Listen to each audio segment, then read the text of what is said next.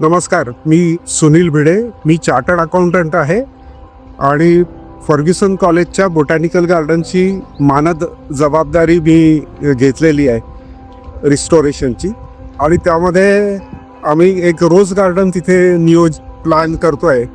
आणि मी मुद्दाम पुण्याहून साकला सरांचे व्हिडिओज पाहिलेले होते. त्यामध्ये पुष्ता ही व्हरायटी पाहिलेली होती, वेगवेगळे क्लाइंबर्स पाहिलेले होते आणि आपल्याकडे साधारण इथे 1500पेक्षा जास्त व्हरायटीज आहेत. आणि त्या व्हरायटीज बघण्यासाठी मी आलो आणि मलाही पास्ता बघून मन प्रसन्न झालं.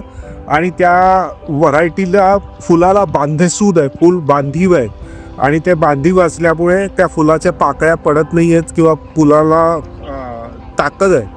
आणि ते खूप वेगळी गोष्ट मी पाहतोय. गुलाबाचं फूल नाजूक असतं एरवी, त्याला जरा धक्का सहन होत नाही, पण हे तसं होत नाही आहे.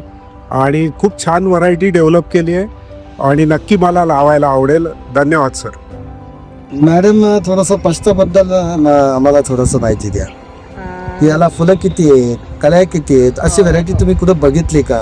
तिचं नाव सांगा आणि थोडीशी माहिती. नमस्कार, मी प्रिया भिडे, पुण्याहून आले आणि आम्ही स्वतः गच्चीवरती अनेक वर्ष बाग करतोय पुण्यात. म्हणजे भिड्यांची गच्चीवरची बाग प्रसिद्ध आहे कारण आम्ही सॉइललेस आमची बाग आहे, म्हणजे जे माती न वापरता पालापाचोळ्यापासून केलेली. आणि आम्ही बाग करतोय, पण गुलाब हे एक वेगळं बागेचं आकर्षण असतं. आणि ते बघण्यासाठी, कारण साकला सरांचं नाव ऐकलं म्हणून आलो. ही व्हरायटी बघून म्हणजे आता कळ्या प्रत्येक गुच्छात मला वाटतं एक 15 तरी कळ्या आहेत. आणि असा हा एक गुच्छ 15 कळ्यांचा. अतिशय कळ्या पण सुंदर दिसत आहेत, रंग अतिशय सुंदर आहे, अतिशय ब्राईट असा रेड कलर आहे.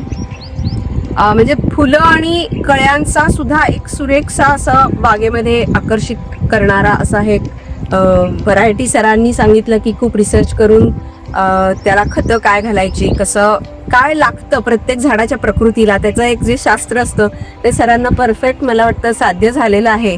आणि त्यातनं ही अतिशय सुंदर बागेचं आकर्षण होईल अशी हे एक व्हरायटी आहे पास्ता. आणि आम्हाला नक्कीच लावायला आवडेल. धन्यवाद. थँक्यू.